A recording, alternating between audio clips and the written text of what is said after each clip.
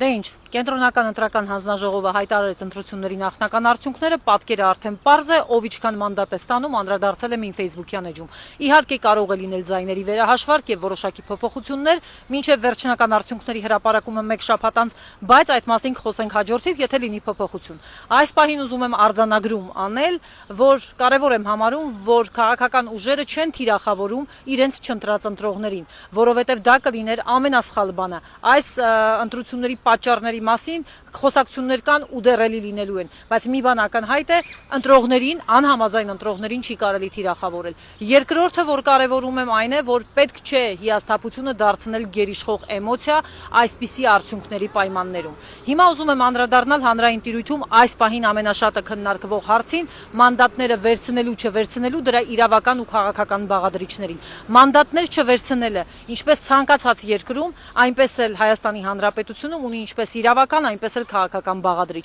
Իրավական բաղադրիչը, ինչպես մնացած երկրներում,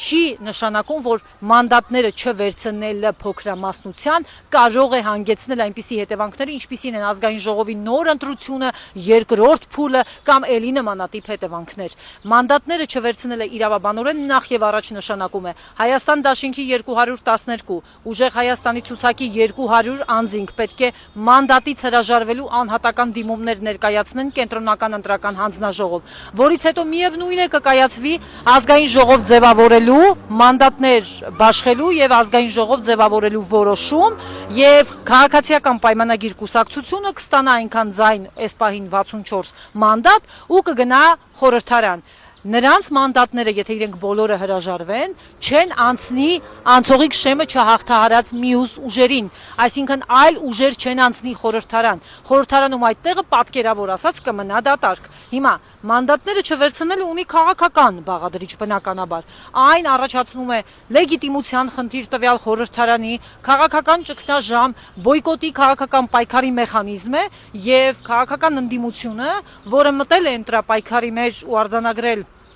այս արդյունքները, տիտղոսակիր ընդդիմությունը ըստ էության այս պահին ըստ մանդատի պետք է ինքը կայացնի որոշում։ Սա իրենց որոշումն է, իրենց ընտրողների հետ երկխոսելու իրենց բանաձևը եւ կարծում եմ այդ որոշման մասին իրենք պիտի տեղյակ պահեն ու ասեն, որ տարբերակով են առաջ շարժվում։ Վերցնում են ինչու, չեն վերցնում էլի ինչու։